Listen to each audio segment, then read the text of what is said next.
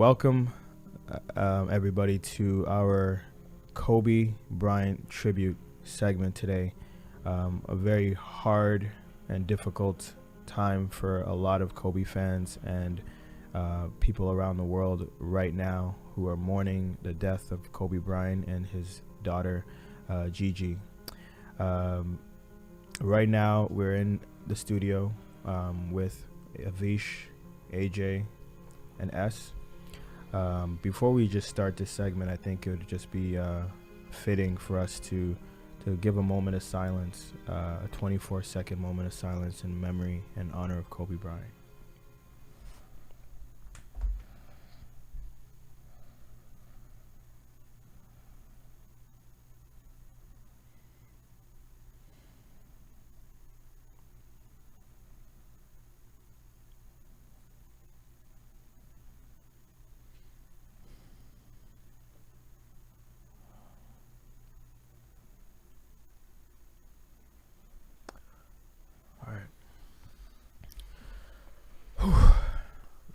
This is probably going to be one of the hardest segments that we've ever had to do so early into True Sports and everything that we've kind of put together as a team.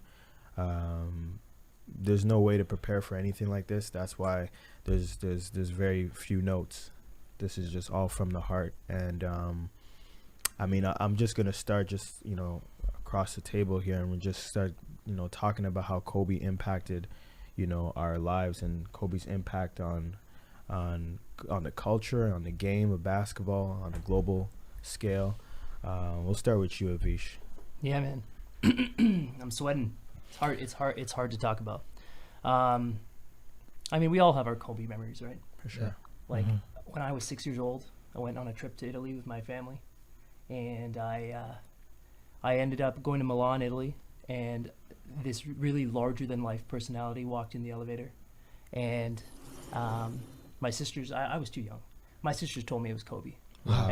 And I just wanted to believe it, Wow. And it was 90, 96, 97, like right around his rookie year. So I believed it, right? Wow. He's a larger-than-life personality. He always was. If anyone was to make it out of a crash like that, it was him, right? Yeah. When I was 14, I was on the high school basketball team, and then you got us all yelling Kobe every time we take a shot. Yeah. Kobe. Yeah. Right? It's either and one or Kobe. Yeah. But that didn't just stay on the basketball court. That was something when I finished an exam, I was yelling Kobe. Yeah. When I did anything that involved skill and determination, I was yelling Kobe, and so were my buddies. Yeah. In university, I hated Kobe, right? Mm-hmm. I hated him because I became a Raptors fan, Mm-hmm. and he scored 81 points against us. Yeah. He scored 60 in his last game. Yeah. He was everything you want a Toronto Raptors player to be as a fan.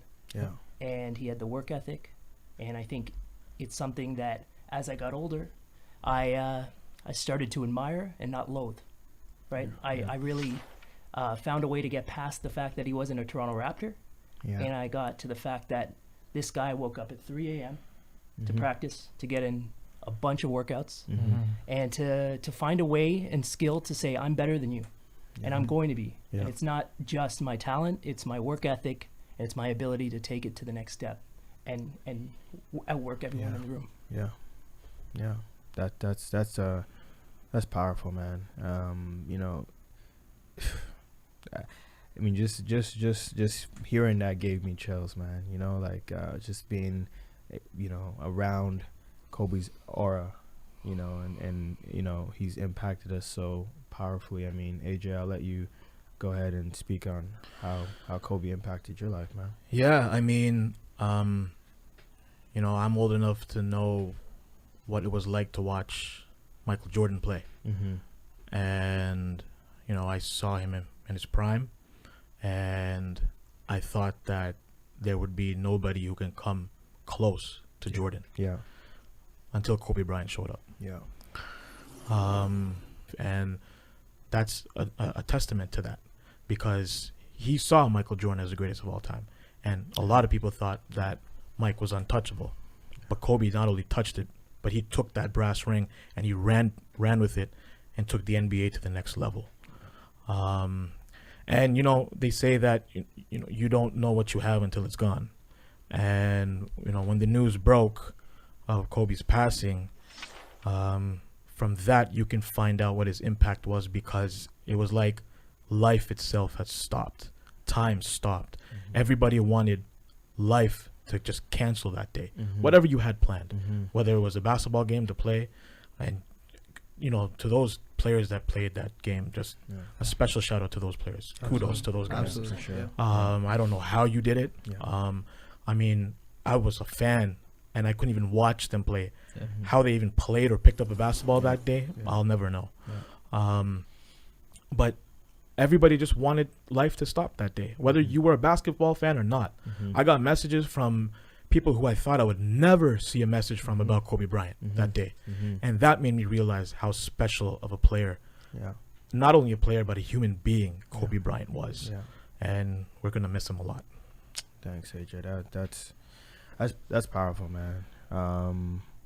As I'll let you go ahead and speak on your impact and Kobe's impact on your life, man. I gotta say, like, just beautiful words by both of you guys. Yeah, man. You know, the reason for me, a lot of it is everything I've put into pretty much anything, it's could be rooted back to Kobe. You know, when you brought this up and you brought me the show, and said, hey, we're gonna talk about Kobe today, it was really hard for me to say yes. But I thought about it, and this is what Kobe would have done. This is essentially what he would have done. He would have got up in the morning after something dramatic or tragic, and he would have went back to work. And I think I carry that with myself, man. I carry that with myself pretty much all throughout my life. I carry a phone case. I don't know. I posted this on Instagram earlier, but it's a rookie card from Kobe Bryant. It's more than that. He is the reason that I watched basketball. Before knowing the Toronto Raptors existed, I knew the Los Angeles Lakers existed. And, you know, when my mom took me to my first basketball game, Raptors game, it was against Kobe and the Lakers. When we're making debates and we're talking about who's the greatest, me and my friends in high school, every day it was Kobe or LeBron, Kobe or LeBron, Kobe or LeBron, MJ, right? It not only touches you because you're dealing it with yourself, but at the same time because you relive a lot of those memories that you have with other people in your life, where you think back to what you've done with someone because of what this man has impacted you with, right? It really is. It's hard for me, man. It's really, really hard for me. I mean, that's you know, you guys coming here was already difficult, man. You know, it's just not easy because, you know, when the news broke, you know, my guys from Wave TV messaged me, texted me, and he's like, you know, R.I.P. Kobe, man. And I was like, what are you talking about? Yeah, it was just right, because it was like what? I thought that it must have been another person, or, you know, or maybe, you know, I honestly thought when he initially got the text message, because LeBron had passed him, he was exaggerating it like it's over now. LeBron is the guy now. Right, Kobe, it's done. That's what I thought when I saw that R.I.P. Kobe. Right. For sure. It didn't hit me until, you know, we were in our company group chat, and then when the messages started pouring in, and then when I went online and started looking at this, is this real? Because it didn't feel real, right? Because he's just so iconic, and everything, you know, with my life as far as me just growing up, was Kobe. It was Kobe all the time. I mean, from like Avish was saying, from shooting, you know, yelling Kobe, you know. And one Kobe, you know, that's what it was. Like, you know, there was no other way to kind of be on the basketball court and embody, you know, that type of drive that Kobe had, and you just wanted to be like Kobe. And I kind of take that approach even with business, to have that Mamba mentality, you know, to wake up early in the morning, get stuff done, and just to to put in the work, to be Yep. the first to show up, the last to leave. Yep.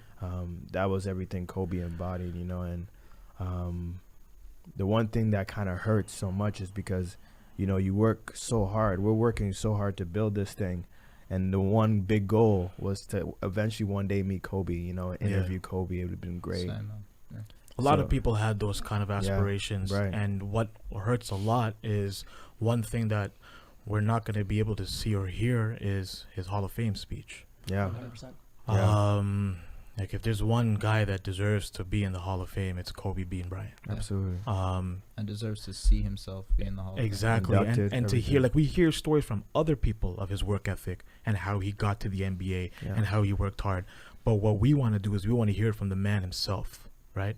We want to hear it from the man himself. Okay. So, and you know, one more thing is, you know, we throw out the word speechless a lot. Mm-hmm. Like when you hear something big happening or Mhm. something important happening, oh my God, I can't believe this happened. I'm speechless. But Mhm. literally, like, you froze when you heard Yeah, the news. yeah. You became numb. Yeah. Literally. Absolutely. And you were literally speechless because you didn't know what to type. You didn't know what to say. Yeah. You don't know how to act. You don't know, you know, like people I know didn't even eat that day Yeah. until later on in the night. Yeah. It's just the kind of impact that he had on the Yeah. game and people in general. I think it speaks exactly to what it was. You know, I was even telling Shay this. You know, I didn't leave my living room at all. I didn't leave. I couldn't leave. I was glued to the TV. I was watching CNN. I was watching every sports segment, clicking through. Right. I was on social media, glued on there. You know, as like right now on our platform, we just have 24-hour Kobe right now. Yeah. Everything is Kobe. Yep. You know, and Kaon even had reached out. It's like, do you want me to space these out every 20 minutes? Yeah. I said, no, every 24. Right. Every 24 minutes. Let's do it for Kobe. Right. You know, and it's just like so much has happened and it's just been pouring in. And it's like Kobe is, you know, almost kind of elevated us and he's motivated us, you know, and we're almost there, about to reach 81, just like Kobe did. He dropped 81. I said, you know, we're going to do everything we can to get to that, these milestones. And Yep.